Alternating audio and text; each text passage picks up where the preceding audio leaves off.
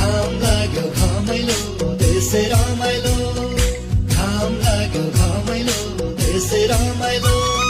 भेटैमा भयो हौ तिम्रो र हाम्रो भेटैमा भयो हौ तिम्रो र हाम्रो